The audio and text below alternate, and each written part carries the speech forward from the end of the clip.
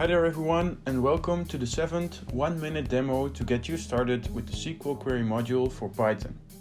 Let's get going. This episode will cover a new Python object, the SQL update. It usually consists of the update, set and where statements. Before we initialize it, let's look at what we want to update. In my data, I found a mistake in the driver's abbreviation. To correct this, I create a SQL update object. The only mandatory parameter is the up for update, which will hold the table to update. We use the .set underscore method to insert the set statement. Give the field to update in the attribute parameter and the new value in the value parameter.